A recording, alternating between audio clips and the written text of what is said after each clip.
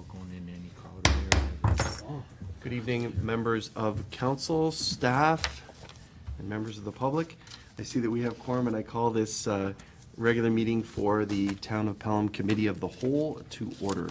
It has been moved by Councilor Ribbiak that the agenda for the June 5th, 2017 regular meeting of Committee of the Whole be adopted. Are there any changes to the agenda? Councilor Ribbiak? Thank you, Mr. Harris. I'm sorry, it's more of a point of privilege, I guess. I'm trying to log in, and I'm being told that there are no meetings scheduled for today on my system, so I'm just wondering. Oh, perfect. Best news we heard all day.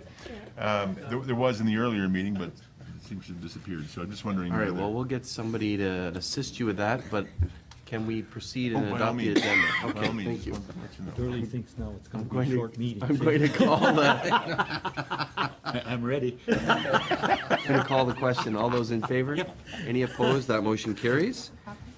The next item is disclosure of, I had it earlier when I made comments on it, so, but thank you. We're good now, Mr. Mayor, thank you. okay, thank you.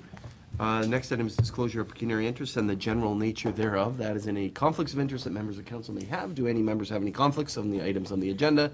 Can that be so noted that there are no conflicts? Thank you. Now we move to department reports. It's been moved by Councillor Durley. The Committee of the Whole received the May 2017 Community Planning and Development Monthly Report for information. Questions, comments? Councillor Durley. Thank you, Mr. Mayor. Hot topic on the Hay Street area.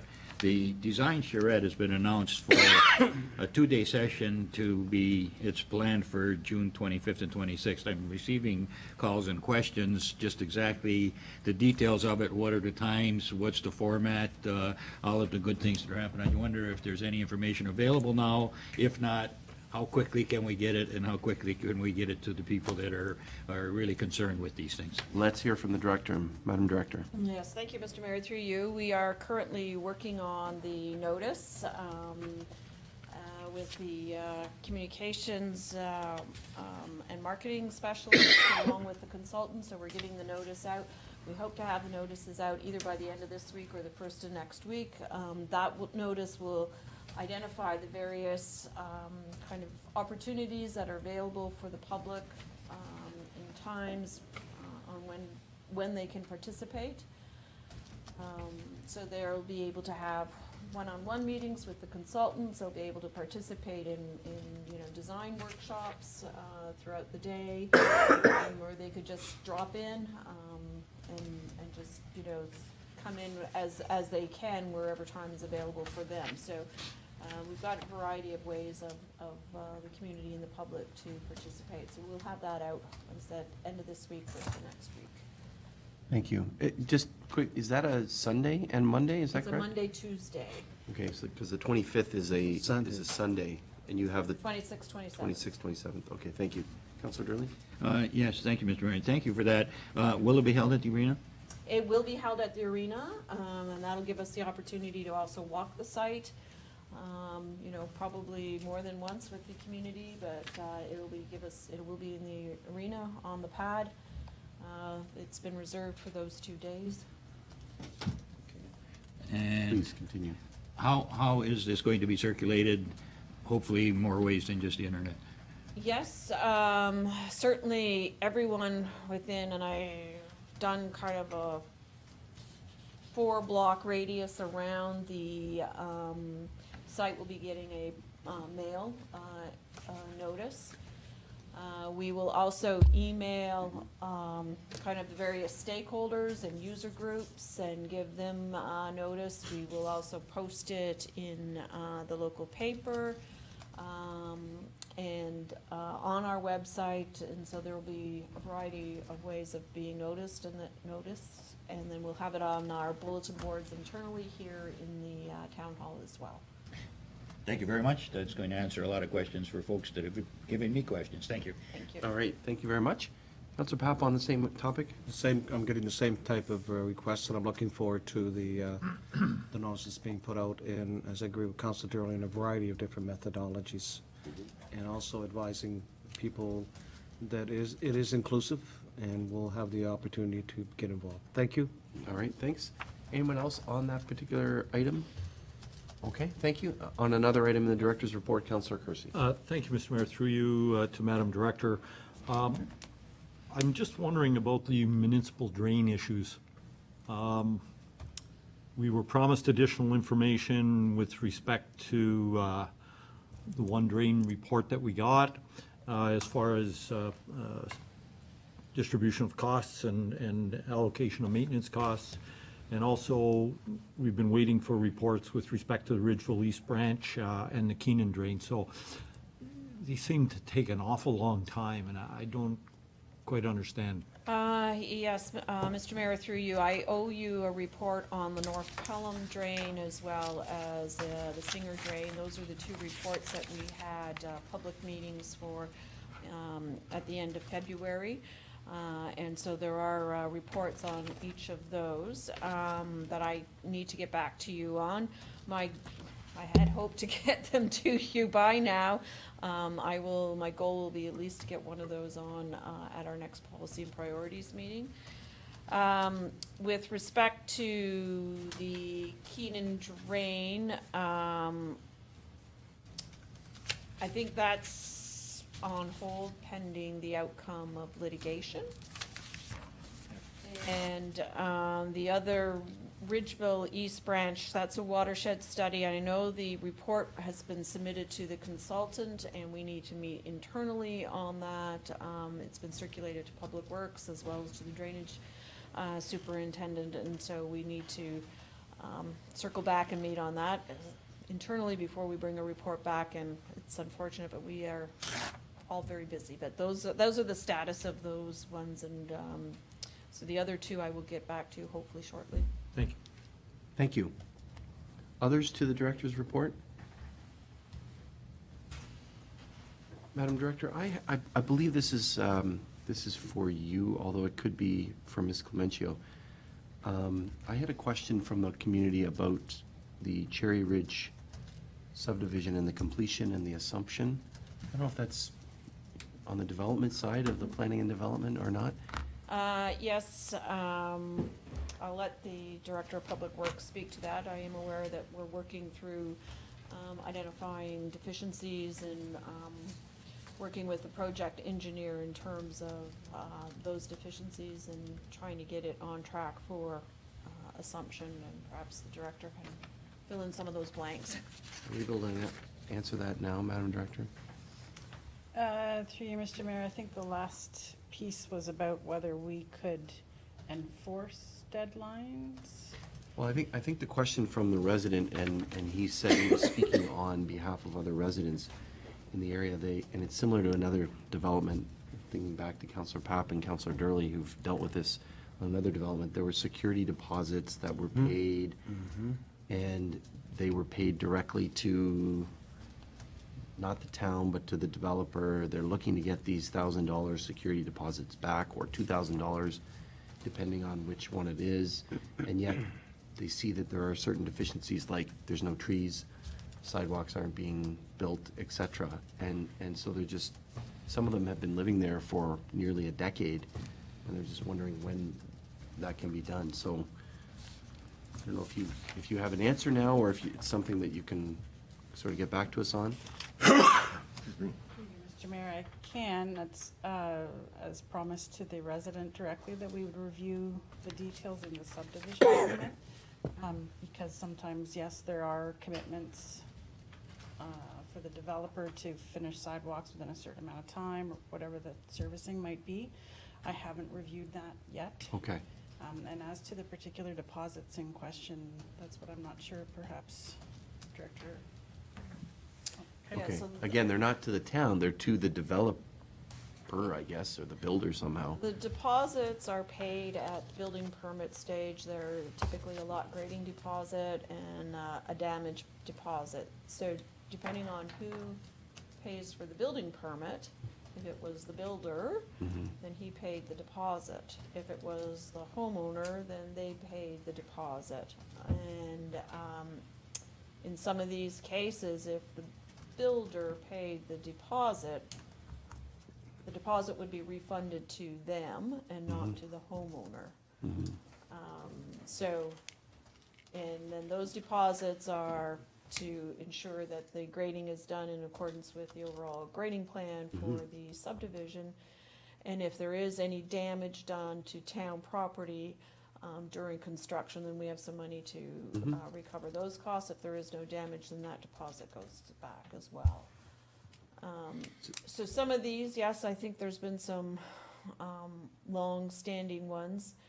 And I think there's a dispute over one or two of them as to who paid the deposit. And our records indicate. One thing in their record, yeah. Yeah. Okay.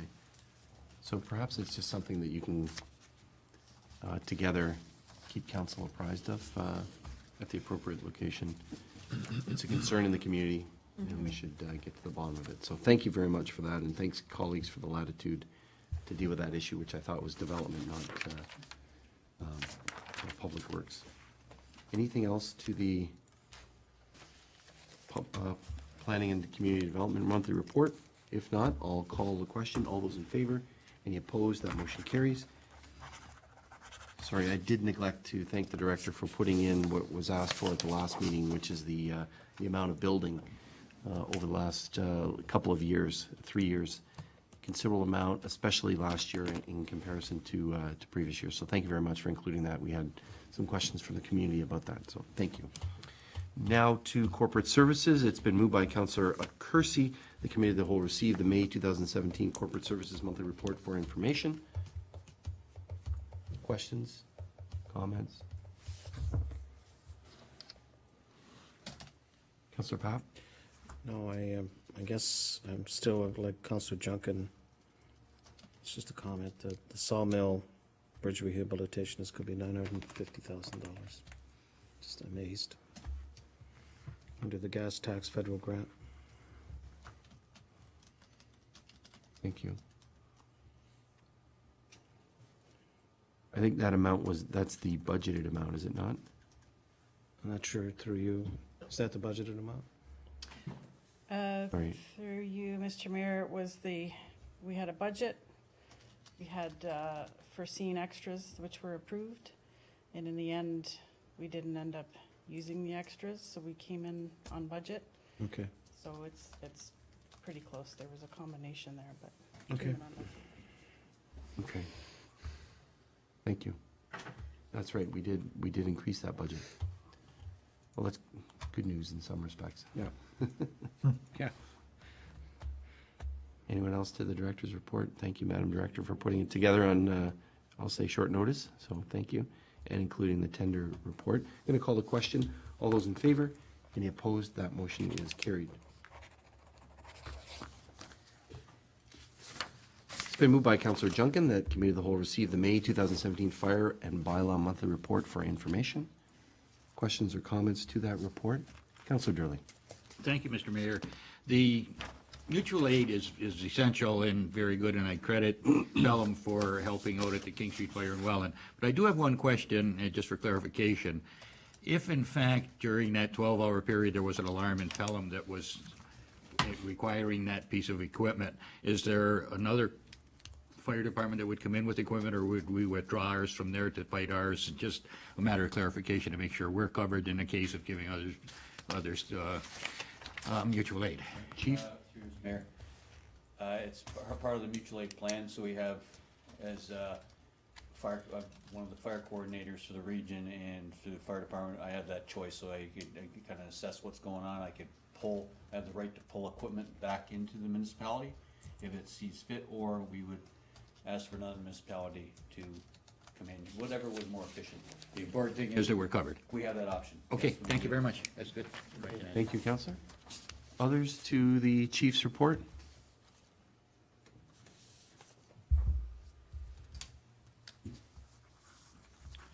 Thank you. And we're looking for, there's a, is it here that there's a special week that's coming up here?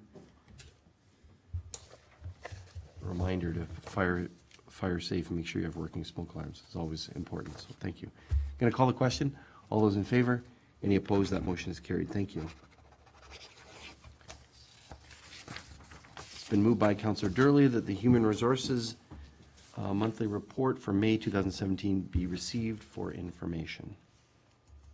There's additional information there as well. Questions or comments? Councillor Rivyak, Councillor Kersey. Councillor Rivyak. Thank you, Mr. Mayor. Just a question with regard to core competencies, which in my mind is an excellent addition to performance appraisal. But I'm anxious to hear something or perhaps more about how employees are developed with respect to skills around core competencies. Thank you. Madam Director? Thank you. Through you, Mr. Mayor. In all honesty, as far as development goes, we don't have anything formal. However, depending on the situation, so for instance, when I think about leaders of people for talent management, our 3 supervisors who are now directly responsible for their staff, we did choose a book. We chose the 1 Minute Manager as a very simple book for new leaders to read, to use as sort of their guide, so that we're all using the same sort of terminology in giving the 1 minute praise and the 1 minute redirect. So again, we're choosing resources wisely that'll help develop these in the situations that we become aware of, but we haven't put forth any effort to have a formal program going. Thank you. Councillor? Thank you, Mr. Mayor. So presumably, though, there will be some sort of orientation or discussion or presentation with regard to expectations around all of these? Yeah, absolutely, and it's something that we talk about all the time, because if you look at the document called the core competencies and you see where it fits into the performance management plan, you'll see that we talk a lot about it's not just what we do, it's how we do it. And in the 2.5 years that I've been here, that's really something that I think that I'm just having to build on that the town has already brought in. So we talk a lot about that. We talk a lot about being inclusive and communicating and being respectful and being professional. So we haven't set it by pay grade, so I don't have any documentation to show, for example, what the expectation of being professional for a director level versus somebody who's in a more junior position. So that's something that we can definitely work on. But right now, it's just sort of an interpretation of the definition, if that makes sense. Councillor? Thank you, Mr. Mayor. Is there any planning going on with respect to kind of expanding on explanations of core competencies and perhaps providing, not training, that's not the word I'm looking for, but opportunities for development along all of those? Is this a goal that we have to accomplish? It would, through you, Mr. Mayor, it would certainly be something I would love to get into. And in fact, I remember really specifically actually when I started, and we did talk about this. We talked about, again, how demonstrates professionalism would look different for someone in a more individual contributor versus somebody in a more senior role. And I remember very clearly having that conversation and wanting to bring that forward. Unfortunately, it has really been put to the back burner, so I haven't put a lot of thought or effort into it really since my early months here. But I can definitely get it on my to-do list for something that we can start looking at and start putting some more formal training around that. Okay, thank you. Thank you. Councillor? So Mr. Mayor, I think it's really important that the core competencies that core competencies are in the program because people are actually accountable for delivering with those core competencies. And a number of them are actually skills that people develop either through experience or quite purposely through training. So I think that really this is a tremendous first step, kind of identifying where we're going to go. But I would like to see, I guess, as time goes by, that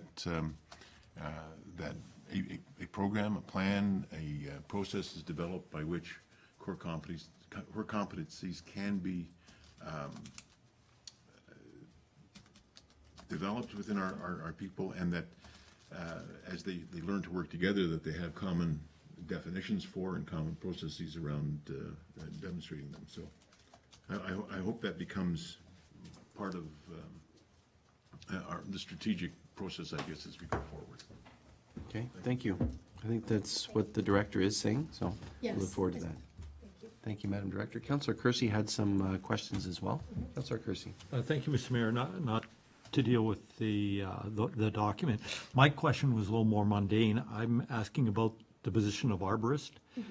Do we have a job definition there indicating that it's not just an arborist, that he does a whole bunch of other jobs, that arborist is sort of there. Because, I mean, I think that's what we had with the other fellow. He would do a whole bunch of different things, but doing the tree thing when it was necessary was his thing. Yes, So- through you, Mr. Mayor, yes, absolutely. The job posting that we had, as well as any phone calls that we're making, Nicole, our HR clerk, is starting to make calls to their candidates coming in, and she's making it very, very clear that we need the skills of an arborist, but as far as the grand scheme of the daily work week, it's a small percentage. But we need those skills, but she's making it very, very clear, so that we do bring somebody in who understands when that knowledge gets tapped on versus when they're part of a larger team. Good, thank you. Okay, thanks. Anyone else? All right, thank you very much. I'm just commenting on the core competencies and the demonstrating respect and acts with integrity and all of that. And given the conversation we had at council about regional council, I think it's important for us to have those in our core competencies and build on them. So kudos for putting that in. Thank you. I'm going to call the question. All those in favor? Any opposed? That motion is carried. Thank you. It's been moved by Councilor Ribbiak that the Committee of the Whole receive the Public Works Report, Engineering Design Criteria and Standard Drawings for information. Councilor Ribbiak, we'll start with you. You moved the motion. Go ahead, sir. Thank you, Mr. Mayor, and I have some questions, and I had the opportunity to briefly discuss these with the director before this meeting. I find the document to be very impressive, and I'm fully appreciative of the need for clarity in communicating to anyone providing services what we need to see in the documents and where we need to see them and how they need to be expressed. So the communicating of our expectations is a really important part of it. The other part of it that I had some questions about, that is the substantive details of the expectations that we have. I'm not an engineer, so I can't even pretend to get into some of those details and ask questions at that level.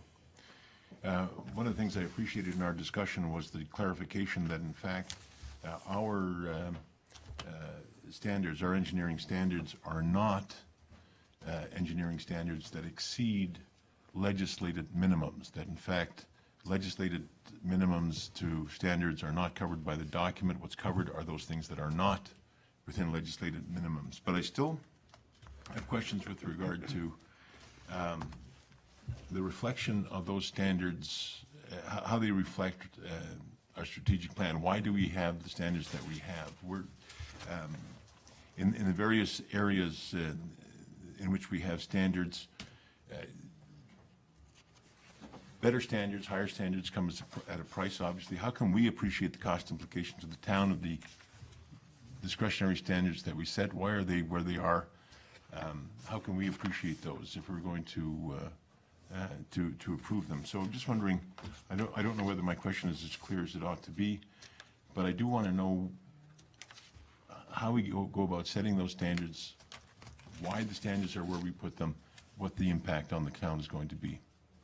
Madam Director? Through you, Mr. Mayor. What we find with development, the way it's come about, there's provincial and federal legislation that we don't touch. So we don't come near it. We haven't set standards more aggressive than what that legislation is. It's separate. There are provincial standards for roads, water, wastewater, and drainage that we frequently refer to and will continue to refer to. But those standards themselves leave a lot of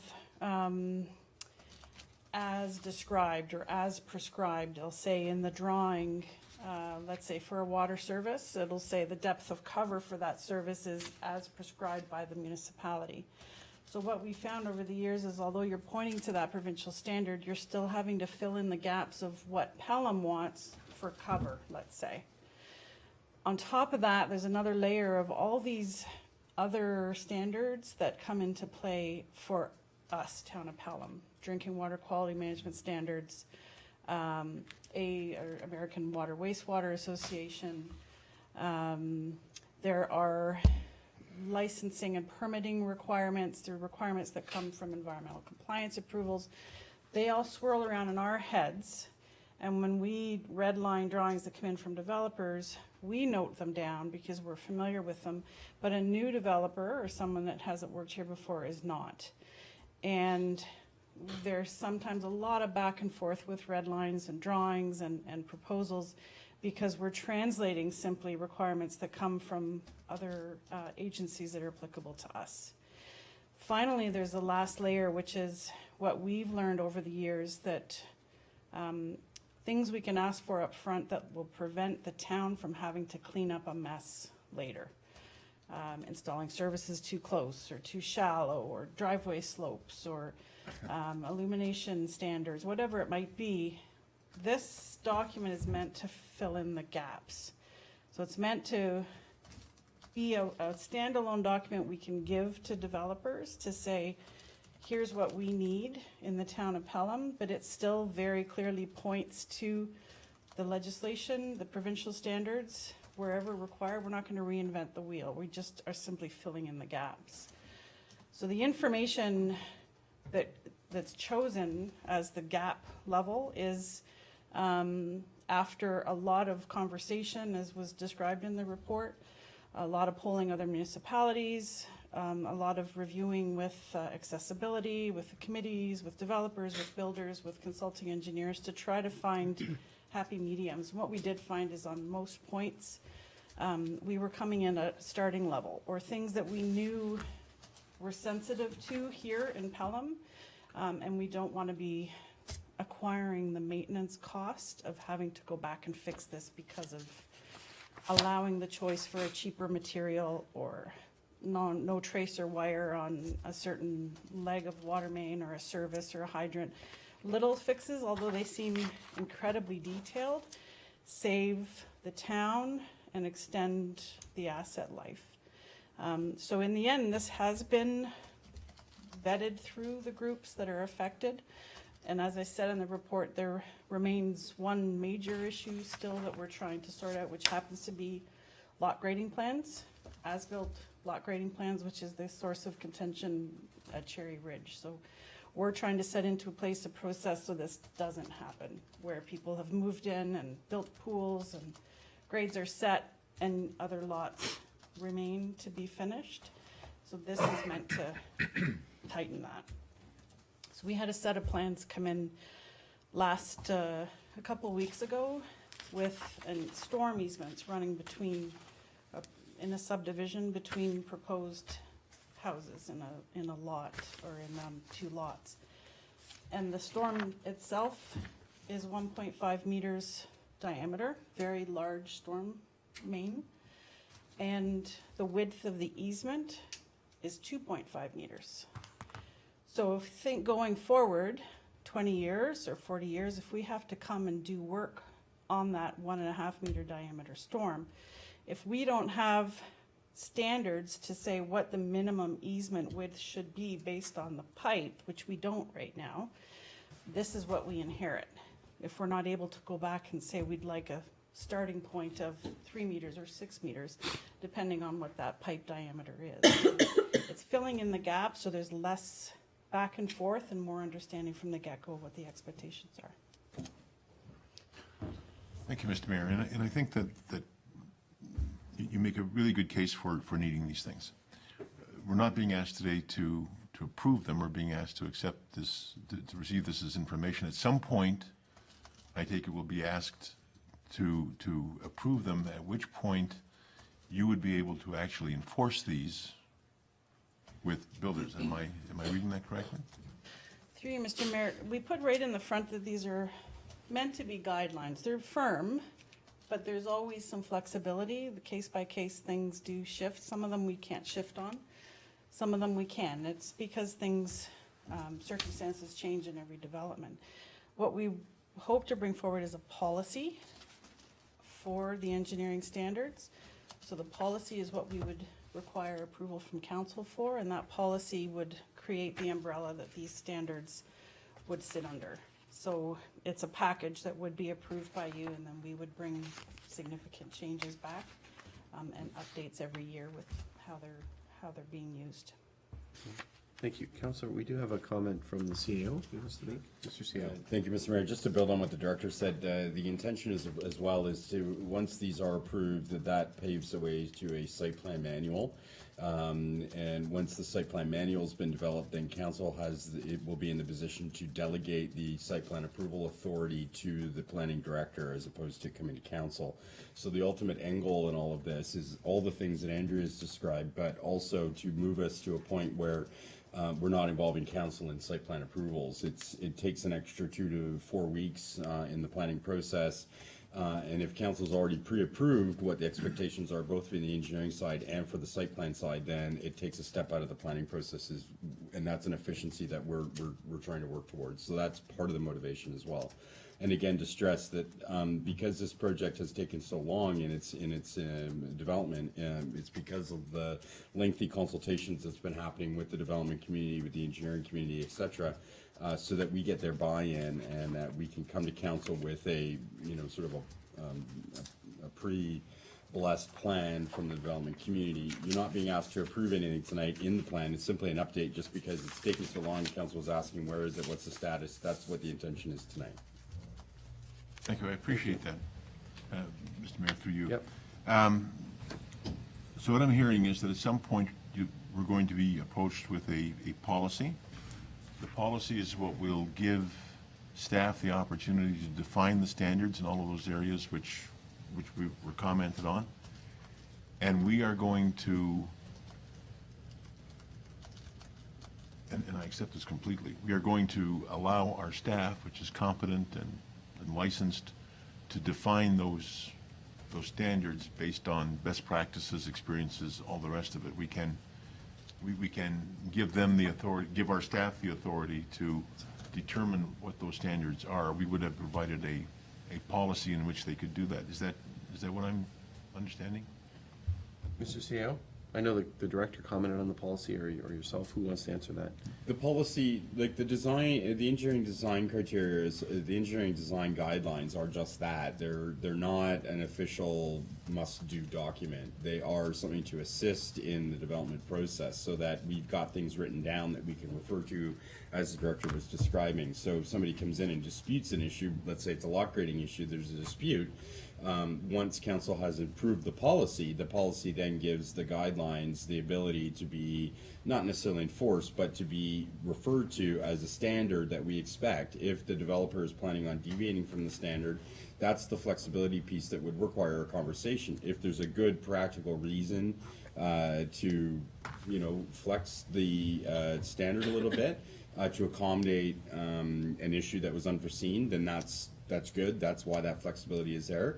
But it also, on the other hand, protects the municipality from, quite frankly, shoddy work, poor engineering, poor planning, and it also gives us that little bit of protection from, having to go back and once we inherit infrastructure, the ongoing obligation that we have is once we inherit that, we pay for it. So we want to make sure that upfront it's built properly so that we're not inheriting something that's going to meet its end of life, 20 years ahead of the forecast, et cetera. So it's a multifaceted tool that it's going to help in a number of different areas. Councilor? Thank you, Mr. Mayor. So at some point we'll have the policy, and I guess at that time we'll have a discussion as to whether these guidelines are meant to be firm unless reasons are given to deviate from them, or whether they should just be guidelines. It seems to me that we probably want to give staff the ability to enforce those unless there's some specific reason not to. But that's a discussion we can have at that time. Our assurance that the standards that are in the manual are standards that are rational in every respect, i.e. they solve the problems they're meant to solve, they reflect best practices, but don't go beyond such that we are paying a price based on the principle of diminishing returns. That is, one more excessive level requires a great deal more cost than others. That's something we're going to have to rely on our staff to assure us, I guess. through you, Mr. Mayor, to respond to that, I think that what's going to be helpful is when the consultants come in to do a formal presentation on what's in here, what it means. Those are the types of questions that I think that they would be well suited to answer. And it would also be the opportunity for council to dig in a little bit and ask specific questions about the content of the design guidelines, which I'm sure there will be many, like road widths and rural cross sections, all that type of stuff that we want to get into. That will come with that opportunity to do that. So there will be, through you, Mr. Mayor, an opportunity to hear you from turn to consultants or Councilor developers to get into the actual content of this and have some discussion. It's about very similar, again, through you, Mr. Mayor, that we've adopted urban design guidelines, architectural design guidelines. It's the same type of bailiwick. It's a guideline, but it's been officially adopted by council as a standard. And that we expect you to meet the standard, and if you can't, you need to give us a good reason why, and we'll consider your reason. Thank you, Mr. Mayor. Thank you. Those answer my questions. Thank you. I think Councillor Durley was next. Councillor No, Durley? no, that's fine. Okay. Was there another councillor on the, Councillor Kersey? Thank you, Mr. Mayor. I have a couple of questions. One is as to process through you, where do we go from here with these? These are not the final engineering design standards. Is it my understanding that there are still some amendments to be made in a final circulation to the ultimate users of these? Menchio? Through you, Mr. Mayor, this is nearing the end. The remaining issue to be confirmed is the wording in the lot grading plan section about as-built lot grading plans and how we close out subdivision development with respect to grading. We've come to a lot of back and forth with developers on the practical consequences of the approach. The approach that's in here is the common approach across most municipalities. But we've asked for them the developers to suggest some alternate wording, and we're gonna seek out any other municipalities that they've suggested use an alternate approach, so we're remaining open-minded. This is right now the traditional standard approach or industry standard for lot grading. The rest is finalized. As things are used, I'm sure we'll continue to find typos and minor mistakes, but that's the remaining. So that lot grading piece is what's remaining to be distributed to the working group that's worked through it. We don't have a consultant for this project anymore. We haven't for about a year and a half. So if you would like a formal presentation, I'd be happy to set that up with myself and the engineering staff. Okay. I agree. I think that we do need some sort of presentation on it somehow. And I think council will probably, maybe we won't get into lot grading necessarily, but we might get into some of the road thing, the things that we see more, that the community sees. Councillor Kersey? Thank you, Mr. Mayor. Well, just to comment on your lot grading. Lot grading actually can often be one of the biggest thorns in a municipality's book, because people start raising and changing and blocking the swales and all sorts of nonsense. And if we have no way of enforcement, I mean, in the past, we've said we have to have a final lot grading plan, but nobody goes out and enforces it. There's no final enforcement level. So I'd be interested to see how that's going to play out. I do have a couple of other questions. Stormwater management, big item these days, the stormwater management ponds. Oftentimes subdivisions take a year, 2 years to build out, and yet we have the stormwater management pond put in early on.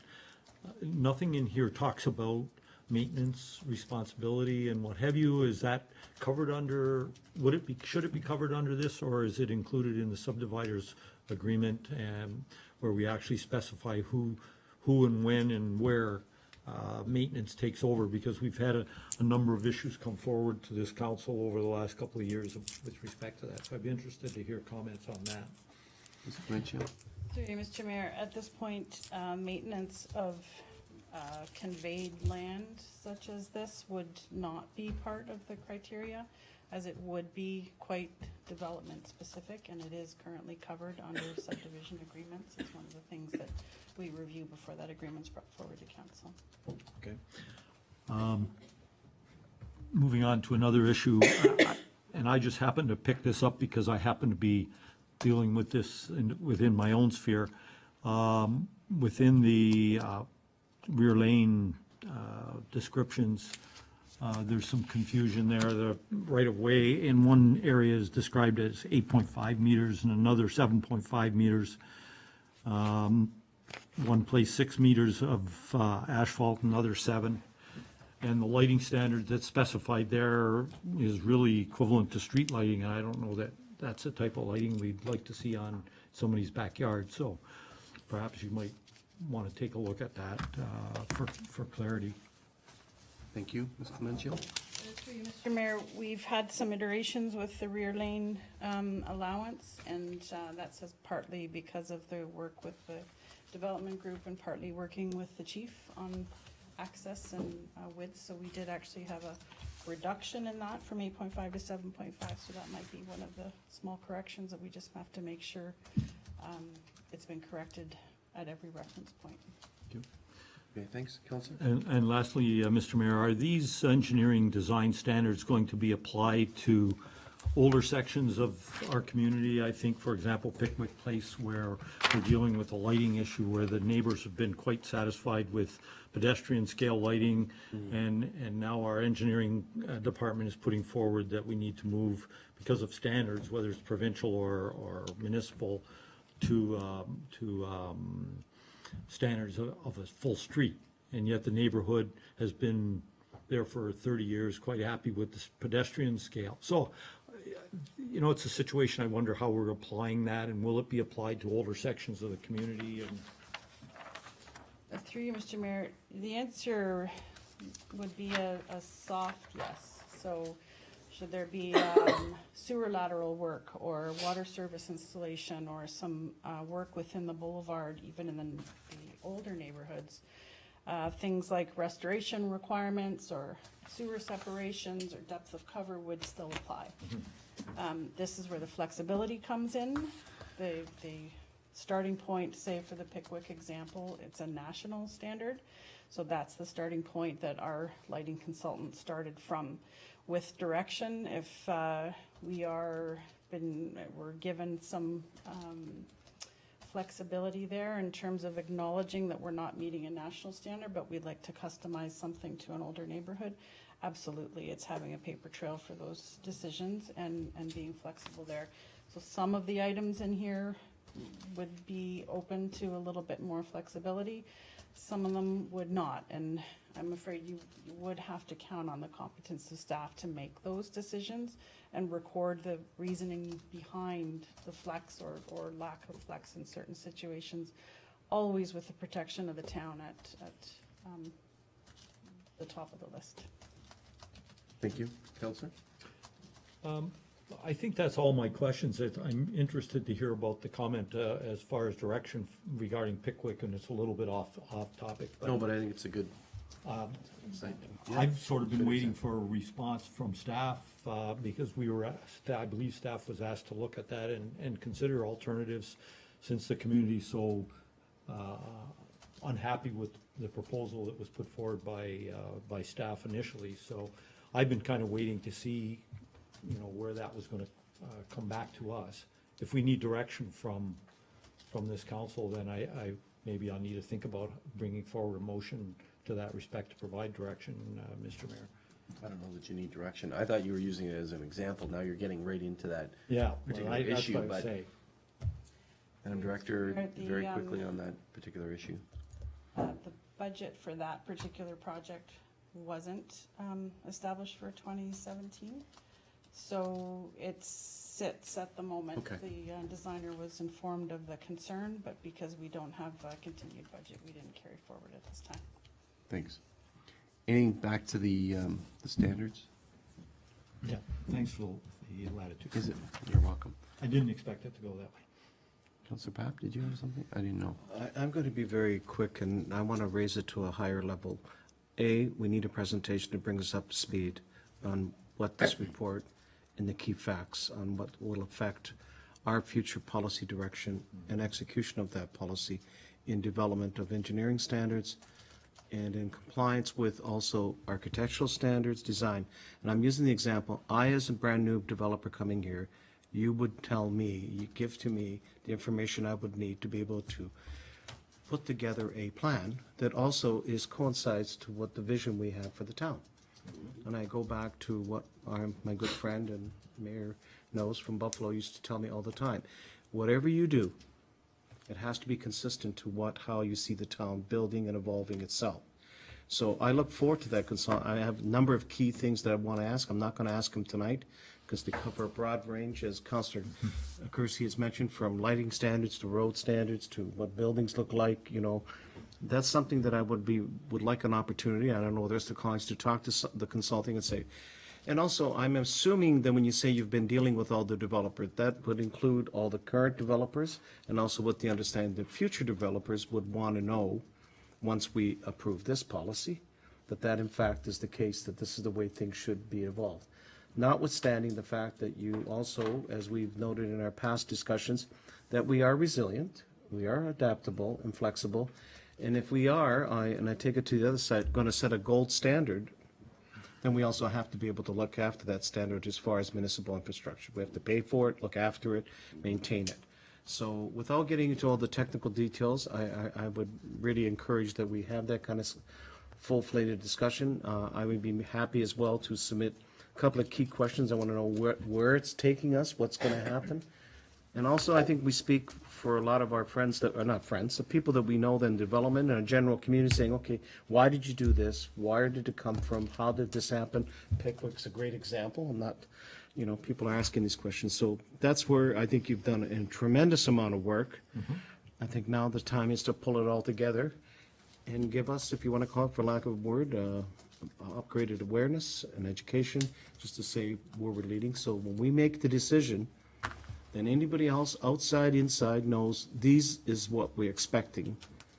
When you, Mr. and Mrs. Development, come to us, or for that matter, this is how we see the town growing and evolving. Is that a fair statement to say? Yeah. Okay, thank you.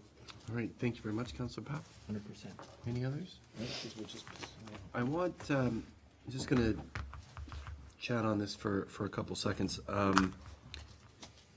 think it's important, as we hear that there's going to be a policy, it may be something that should be embedded in the document, some sort of principles. Right. So the director, Madam Director, you've outlined some principles in terms of, future maintenance, the way in which things are done, et cetera. I think having those principles both in the policy and in the design criteria as a basis, you can kind of judge it and say, okay, does what we're doing in this document meet that principle? Yes. I think it's important to have that discussion, which is the higher level discussion that Councillor Papp's saying. So that's one. The second is, what I'm hearing, Madam Director, is that there are some significant portions that you're considering and you're still working on and you're not ready to necessarily recommend to council yet. But I don't want to put words in your mouth, but the bulk of this you're ready to recommend. Is that correct? Through you, Mr. Mayor, this is done. In my mind, we could accept this tonight. Okay. Minus the typos. Yeah. Sorry. I'm not sure we're ready for that, but Exactly. But my point is, I would ask you to consider then, can we adopt certain chapters of it? Not tonight, but we get this presentation. Maybe we say, you know what, we think these 5 chapters are great. Let's adopt them, and then the other 2, let's keep them in draft and keep working on them. So at least we have something that this council has adopted within the policy. You may want to just consider that. You don't have to answer right now. But can we do it partially or not? If there's stuff that's ready. You want to answer? Go ahead. We are very close. This is the wording that we proposed, and this is the wording that the working group had some issue with, and we have left it with them to suggest alternate wording. Okay. So it's a few paragraphs. I would hate to break up the acceptance of it. Based on that, I'm thinking we're weeks away from having final say on what the agreed to wording is, and we can bring the whole thing back together. Okay, if we are weeks away, as you're saying, I think it's imperative that we do get this presentation, we do talk about it, because this was given to us, I think, at the end of December, but I keep bugging the CAO quite literally on this every time we meet and saying, when are these coming, when are these coming? The reason I keep doing that is not only because of councilors asking, but also because of some experience that we've had with our own work. So a lot of this I see is sort of the work that, and I hope this applies to our own roads that we're constructing, does it not? Yeah. So a few years ago, I'll take 30 seconds on this story. A few years ago, we went through this discussion, debate, et cetera, regarding Hay Street and the redevelopment of Hay Street. Oh, yeah. And I think some of us still have scars for that.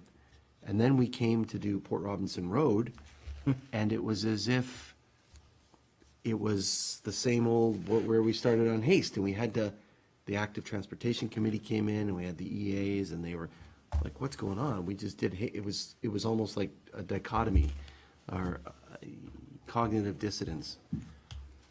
So I said to the director of the day, why are we designing it this way? Why is this being recommended this way? Well, he pulls off a shelf from standards from 1985.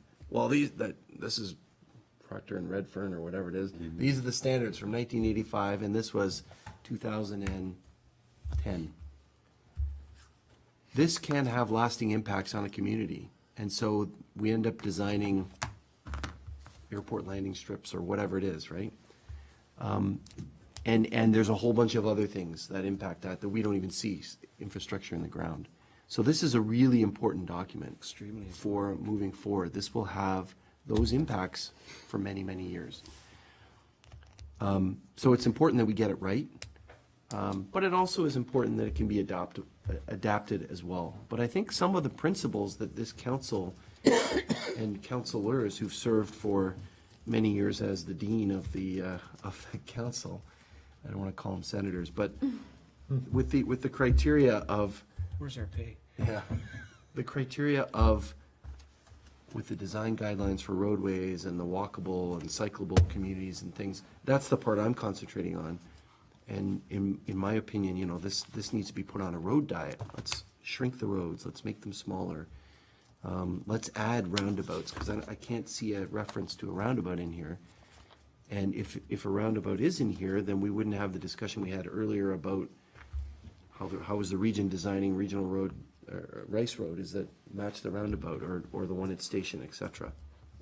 So I think these are really important things that we're talking about, and to embed some of the concepts that we have for our community, again, not necessarily, the lot stuff and all that, staff see that, and you know that, and we're gonna rely on your expertise, but some of the other, and on the other things as well, but some of the stuff that we see in the community with pathways and roadways, and that's so important, and so I'd like to make sure we get that right too. So that's my thinking on the importance of this, and that will be my focus when I think about these standards, because of that conversation that we had before. So right now, the motion is to receive the update and so it's been a great discussion with the director, thank you. And I think the direction is to try to get that presentation up as sooner rather than later, so that we can get these going. Mr. CEO? Thank you, Mr. Mayor. I might suggest a special meeting for this particular topic. I don't think we'll be able to tackle this in a, Oh, no, absolutely. I'll take that as direction. Yep. Thank you. Whenever five say absolutely, you do it, right? I got it. Okay. All right, without further ado, I'm going to call the question. All those in favor? Any opposed? That motion is carried. Thank you very much. Great discussion. We look forward to that separate meeting. Thank you. It's been moved by Councillor Junkin that Committee of the Whole receive the Public Works Report, Safer Pedestrian Crossing on Pelham Street, for information. Councillor Durley. Thank you, Mr. Mayor. There's been a lot of concern about, especially the cars or vehicles turning left from Churchill on, because the there's not an awareness that the pedestrians are there or that the light is there.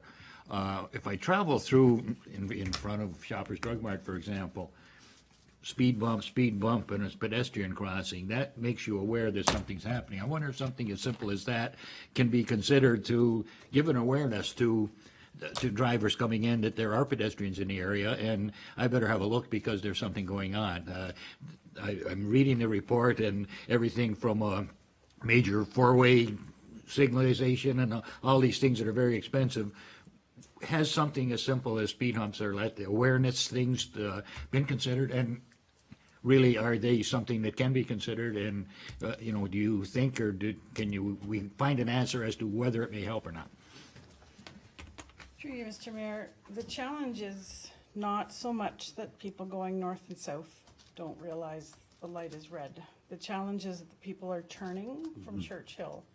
So signage, bumps, notification on the pavement marking, nothing gets their attention since those traffic signals are quite high and quite far north.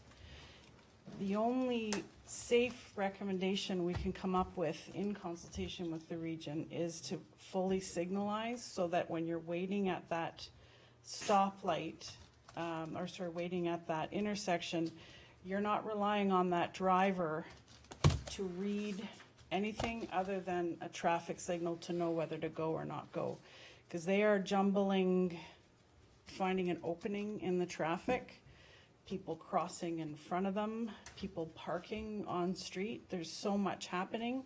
At that intersection, we can't recommend anything that would ensure that that left-hand turning driver will trigger and understand that there's a red light happening right now and why. Councillor? Maybe an answer is no left turns off there. Thank you. Exactly. Through you, Mr. Mayor, absolutely. If we are going to consider changing the flow, we had talked in the past a bit about the potential of closing under the arches. I've heard rumblings of potential traffic flow changes to the core.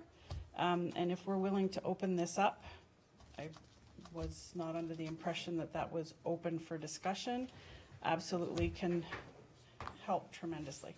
I'm just wondering if direction to the staff to explore the fact of no left turn from Churchill onto South Pelham is a feasible answer, and that would be a perfect safety condition where nothing would be happening on the north-south thing off Churchill. So just a suggestion, and perhaps if it can be explored, if that's an answer, it's a simple answer. One sign doesn't cost a lot of money.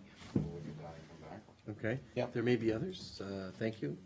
Councillor Christie? That is precisely what I was going to put forward, is what Councillor Durley said. I would couple it with a no left turn out of the Pelham arches either. Make it all right turn out of the arches. That will reduce the stacking at the Churchill.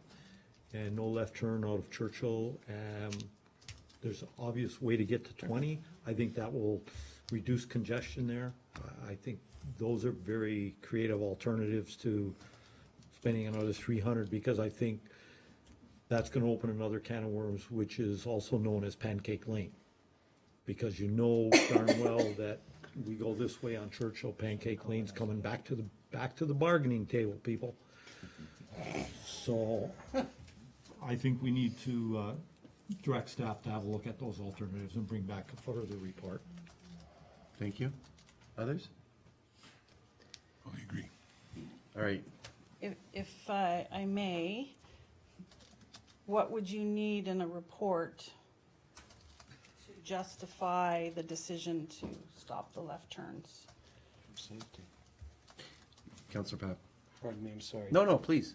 No, I think the obvious is pure safety. I can tell you this past weekend, you've hit the nail right on the head. People don't pay attention. They just pull out left-hand turn off of Church on there, or left-hand turn onto South Pelham. And I said, what have we got to lose? Because the fact is, if we put those up, forgive me, we can always change our mind, but it'll send a message to people because they're not paying attention. It's just not happening. And signalization, you're right. We're going to spend $140,000 or whatever to signal that area. Anyhow, that's just. All right, I have lots of hands going up. Councillor Ribiak, Durley, Kersey. Everybody 30 seconds, go ahead. Thank you. I don't think it'll take 30 seconds. We might consider that as a temporary move to test it before Right. finalizing it, Right. just to make it happen. See what happens. That's what I was gonna say. Challenge I see is enforcement. You can have a sign up there, but what if people still do it? How do we enforce it? And, you know, we're having trouble getting cooperation from the NRP about speeding on our streets. They're certainly not gonna park a guy in a corner looking for people making illegal left turns. So that's another challenge that we'll face in this situation. So that needs to be a consideration in the total package. Thank If I you. may, through you, Mr. Mayor, what I'm not sure of is what we would be testing. What information can I give back to you to tell you it's safer? Have there been any near misses? The reports now are contentious, saying there's been so many near misses. If there are no near misses, we know it's successful.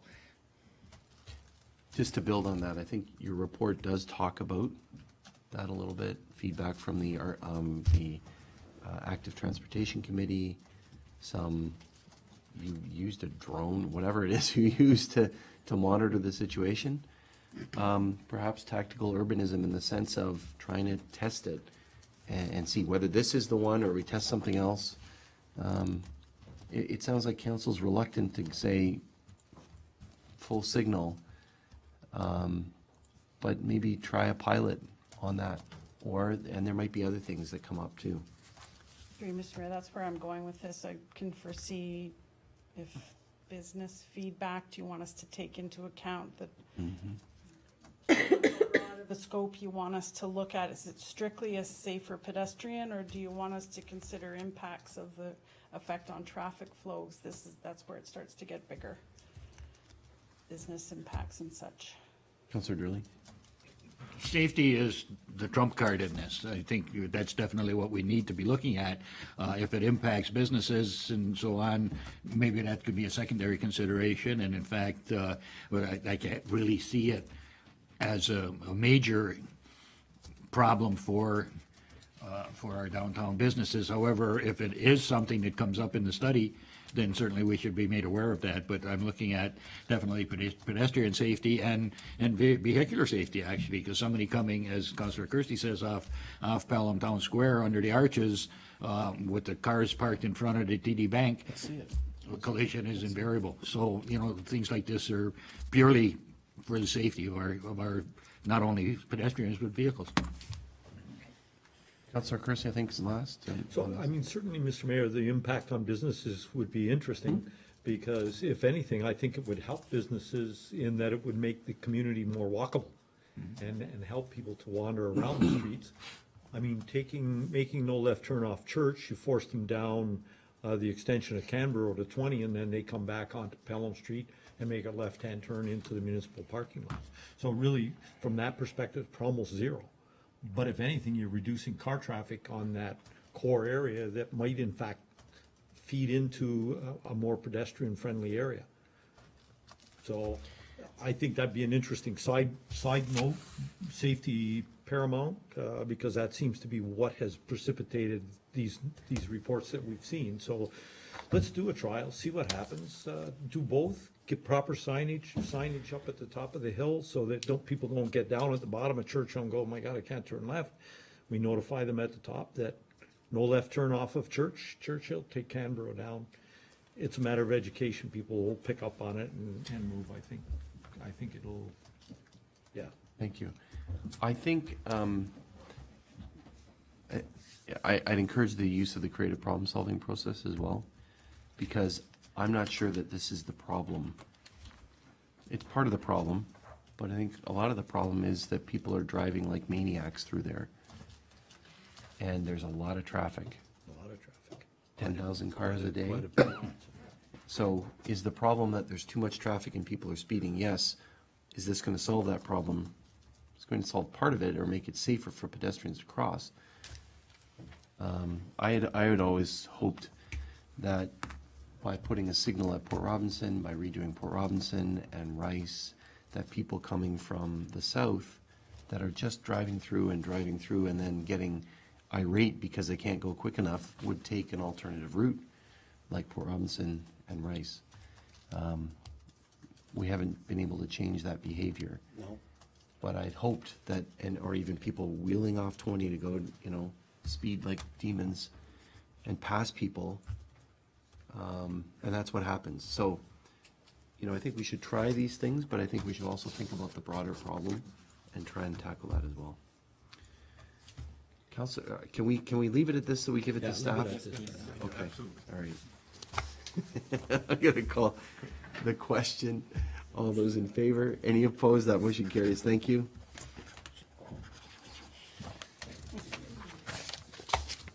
It's been moved by Councilor Durley, committee to receive the May 2017 Public Works Monthly Report for information.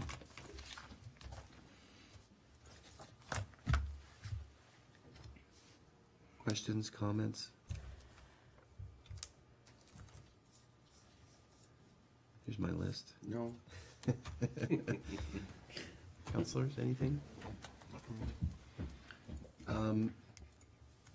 Just want to make council aware that there were some concerns by a long-serving business on Regional Road 20 regarding the resurfacing in front of E.L. Crosley. The director was very helpful in that, and I'm hopeful that we'll get something from the region in terms of the timing. I understand it.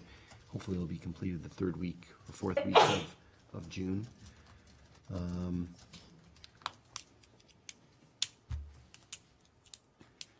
Councilor Rubiak? Thank you, Mr. Mayor, and I found the report, so I was able to find my comments. I do have a comment with regard to this report, and it has to do with the graph of publicly generated service requests. And I note that we have an excellent record of closing them, but it's hard to avoid noting that we have more this year than last year, and I'm just wondering whether the interpretation should be that this is a good thing or something else. Thank you, Mr. Mayor. Through you, Mr. Mayor, the two increases, one is the potholes. Oh, yeah. We've mentioned it a few times, that Right. because of the freeze thaw this winter, our pothole repairs has been, well, as you can see, these are the reported ones, not the patrolled ones. This is strictly ones that are called in. The other one is trails and forestry, mostly complaints about trees and tree inspections and my trees dying and that type of thing, which has significantly increased as well. Right, so, to you, Mr. Mayor, Go it's ahead. completely situational, and you don't read anything into, there's no increase in complaints as a result of a lowering of standard of response or anything like that. This is completely understandable based on the situation that we have. Through you, Mr. Mayor, yes, I would say this is more related to the weather in the spring we've had than anything about service levels, for sure. Thank you. I appreciate that answer. Thank you. Councilor Durley? Thank you, Mr. Mayor. It could be that people are becoming more familiar with the PSR service and are using it a lot more as well. No, Yeah. this will be good. Good, thank you. Others? Maybe the director next time can let us know a little bit more about the chicanes. I think there's some reference in here. Still getting comments from folks on that. And folks have also talked to me about the pressure monitoring in the Fenwick area, so one particular person did not see any benefit. So I'm encouraged staff to continue to monitor that. I understand that tent caterpillars might be an issue in the North Pelham area and in Hillcrest Park. I know the Bering Farm was, so maybe the director can just keep us appraised of tent caterpillars and gypsy moths. I understand we're getting a few phone calls on that. The final thing is, the report makes reference to the federal funding that we've received, the $400 and so thousand for hurricane. And my question is, do we have to unred circle that project so that can proceed or not? And I guess that would occur at council if that were the case. Through you, Mr. Mayor, yes, that was the intention of putting that Okay, report, was to lift the red circle. perfect. Thank you. Anything further from members of council? There being none, I call the question. All those in favor? Any opposed? Motion carried. Thank you. Been moved by Councilor Ribbiak, seconded, no seconder needed. The Committee of the Whole received the May 2017 Recreation, Culture, and Wellness Report for information. Questions or comments? Councilor Kersey? Thank you, Mr. Mayor. Very briefly, I'd just like to speak to some issues around Summerfest. We're 6 weeks away, approximately, moving forward. And just to bring council up to speed on the fact that all of the initiatives that the Summerfest Committee undertook to deal with respect to the petition have been undertaken. The net result of all of those undertakings is that we did not get any more Pelham businesses come in. No one who had signed the petition came in or took advantage of the reduced fees or the early bird discount. As council is aware, we plan to do a business marketing seminar to show businesses how to market in a walk-by situation with 33,000 people in front of your business. After meeting with a consultant with respect to marketing, he suggested that we have a pre-meeting, much like we do in the problem solving, where you identify the actual core problems and what they would like to learn. So that was undertaken on Monday, May the 15th. Hand-delivered notices were distributed throughout Pelham businesses. Not one person showed up. So as a result, Council and Mr. Mayor, that seminar was canceled. The Summerfest Committee felt that there was no point in spending significant amount of money to undertake that if there was no uptake. So somewhat disappointing in that with all of the work that the committee undertook, there was no further uptake by Pelham businesses. There was no engagement with respect to the seminar. We will still proceed with providing designated parking for the businesses on Pelham Street, on College Street on Saturday. We are closing the street on Friday at Churchill as opposed to College Street. And also, Pelham Street will be open from College Street south at 6 o'clock on Saturday as well. So we're shortening the festival area. Again, this will provide access to those businesses on the south end who were the majority of the signatories for the petition. So From College South or Churchill South? Churchill South, sorry. Thank you for clarifying. So as of May 30th, you can see in your report there were 60 vendors. 27 are Pelham, 45, so representing 45%, 24 from the Niagara region representing 40%. And one of the knocks was that we bring in all kinds of businesses from out of the community, out of Niagara. Only 10 are coming from out of Niagara, so representing approximately 15%. So we are truly a local festival supporting local businesses using the broadest sense of referring to Niagara. So I just wanted council to be aware of all of those points that we have responded, we have undertaken, and we have not received the reverse uptake. So thank you, Mr. Mayor, for the opportunity to speak to that. Thank you very much, Councilor Kersey, and please pass along our thanks to the Summerfest Committee and the staff for working on that and taking those concerns very seriously and trying to address them. Thank you. I will, Mr. Mayor. Thank you very much. There was a security issue or a question. Can you address that briefly? Certainly, Mr. Mayor. That was the final item that I didn't hear Yeah, you discuss. absolutely. This year, we have, in fact, approximately doubled the number of private security guards we have. We've doubled the number of police, not that we want to have a police state there, but No, we are. there were concerns. There were some expressed, so- concerns, so we've addressed that by doing Great. that. We've narrowed the entrances. We will be doing bag searches with flashlights and banding people with respect to alcohol as they enter, all of which should be managed by security and volunteers. Okay. And we'll be addressing better lighting, et cetera, to ensure that our security is optimal. That's great. Well, then you've covered absolutely everything that there were concerns expressed about, so. Absolutely. Thank you very much for that, and please pass along our thanks to the I committee. certainly will. Thank you. Anything further for the director's report?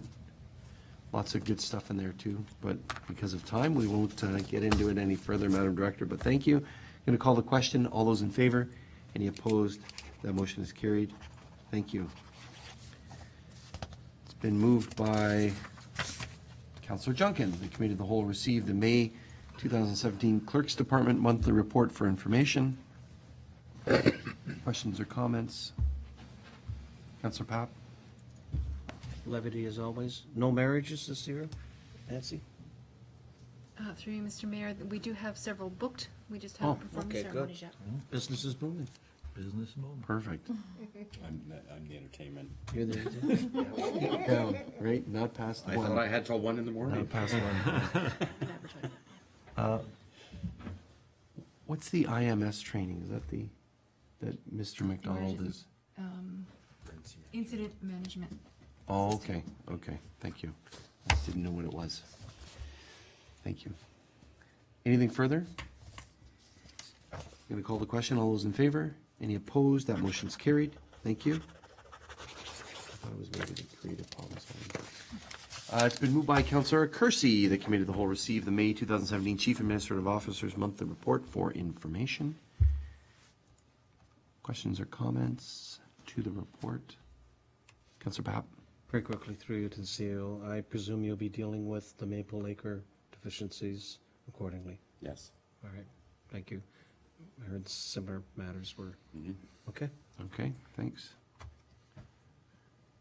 Anything further? Maybe we should put your report at the beginning and then we'll talk more about it. What do you think, Mr. CEO? No, it's I done. would love to It's- steal the director's thunder, Mr. Mayor. I've said for years I should be first. Be careful what you ask for.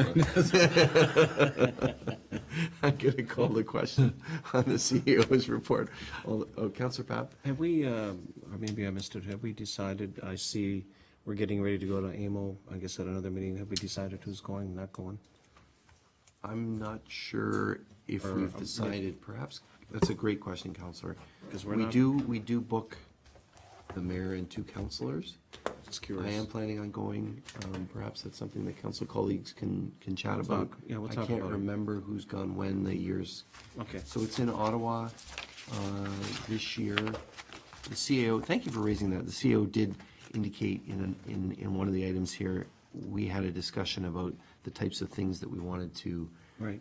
talk to the various Right. ministries about, the Ridgeville Hamlet and the Fonthill Cane.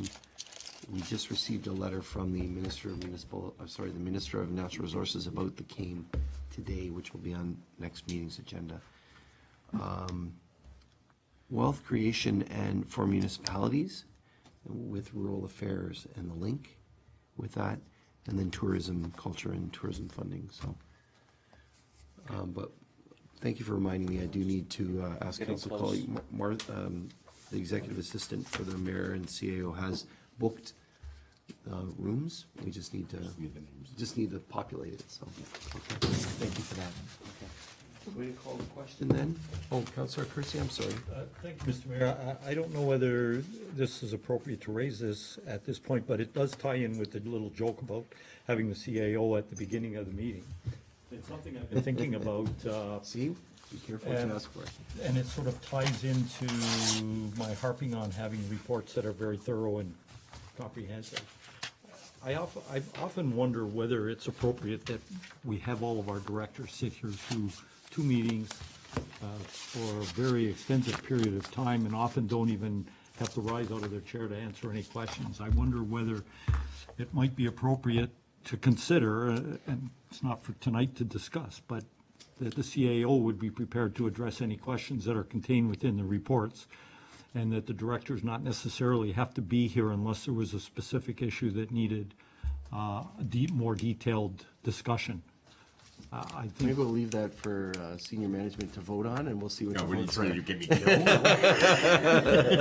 I'm just putting you on the hot seat, Mr. CAO, that's all. We won't, I mean, we will discuss that SMT. All right, I'll be interested to hear the feedback Me too. through the eyes of the directors. Can already see the I think, vote taking place. certainly, I wrote a message to the CAO in the middle of the meeting that staff are really exceptional tonight in the responses that you've given, and certainly I've appreciated, I know council colleagues appreciate all of the work and responses that directors have given to us, and non-directors as well. So I think the CAO is judicious in terms of when staff are required or not required, but I'm sure he'll take that under advisement. If there are certain periods where a director doesn't have to be here. Well, that's what I was thinking. Thank you for that. I'm going to call the question on the CAO's report. All those in favor? Any opposed? That motion is carried. Thank you. And it has been moved by Councillor Kersey that this regular meeting of Committee of the Whole be adjourned until the next regular meeting scheduled for June 19th, 2017. All those in favor? Any opposed? That motion carries. This meeting is adjourned. Thank you. Dead now. So what do you say? You want to get as much out of them as you can? Listen, I gotta be here, they gotta be.